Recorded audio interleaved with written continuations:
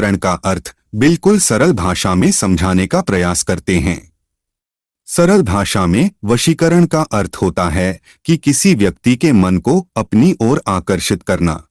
वशीकरण मंत्र का प्रयोग किसी व्यक्ति के ऊपर करके आप उसके मन में खुद के लिए प्रेम पैदा कर सकते हो, या फिर आप किसी को अपने वश में करके अपने उंगलियों के इशारे पर घुमा सकते हैं।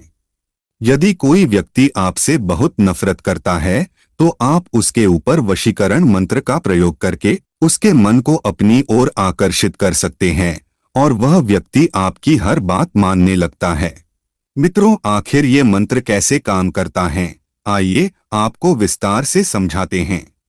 मित्रों, मंत्र के जप करने से ध्वनि तरंगे पैदा होती हैं और यह मंत्र एक प्रकार की कुंजियां होती हैं। वशीकरण मंत्र भी उनमें से एक कुंजी है, और जब आप वशीकरण मंत्र का जप करते हैं तब उसमें से जो ध्वनि तरंगे निकलती हैं वह जिस व्यक्ति के लिए आप प्रयोग कर रहे हैं उसके मन के ऊपर यह तरंगे एक कंपन पैदा करती है और उस व्यक्ति के मन की वेग को आपकी ओर मोड़ देती हैं। यह कंपन इतना सूक्ष्म होती है कि व्यक्ति इसे महसूस नहीं कर सकता है। अब आइए आपको वशीकरण शाबर मंत्र को बताते हैं। मंत्र इस प्रकार हैं।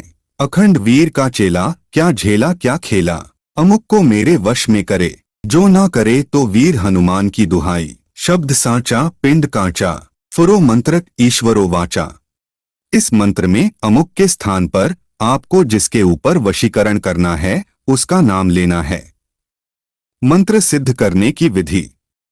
मित्रों, यह मंत्र आपको किसी शुक्ल पक्ष के मंगलवार से शुरू करना है। आपको इस मंत्र का प्रयोग करने के लिए रुद्राक्ष की माला का प्रयोग करना है।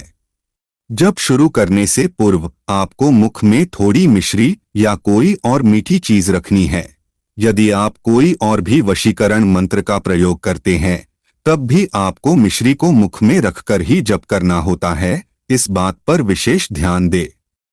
आपको यह जप कम से कम 11 दिनों तक रोजाना एक माला करना है। 11 दिनों तक समय और स्थान एक होनी चाहिए। मित्रों, मंत्र को पूरे विश्वास के साथ जपना है और जिसके ऊपर वशीकरण करना है, और जब आप अमुक के स्थान पर जिस भी व्यक्ति का नाम बोलेंगे तब उसका चेहरा आपके ध्यान में होना चाहिए। यदि आप इस मंत्र का ज्यादा प्रभाव देखना चाहते हैं तो राई और नमक को मिलाकर साधना के अंतिम दिन में एक माला जप करके हवन करें। किसी भी वशीकरण मंत्र का हवन नमक और राई से होता है। वैसे तो शाबर मंत्र में हवन जरूरी नहीं होता है। आप इसका प्रयोग किसी ग्रहण काल या दीपावली को सिर्फ एक दिन में 5 माला का जप करके भी कर सकते हो। मित्रों, इस साधना को आप किसी हनुमान जी के मंदिर में आसानी से कर सकते हैं, या आप किसी स्वच्छ स्थान पर हनुमान जी के प्रतिमा को स्थापित करके भी इस साधना को सफल कर सकते हैं। हनुमान जी के प्रतिमा के सामने लाल वस्त्र का आसन बिछाकर बैठ जाएं, उनका सामान्य पूजा पाठ करके अपने कुल देवता और गुरु को प्रणाम करके इस मंत्र का जाप शुरू कर सकते हैं। यह शाबर मंत्र है।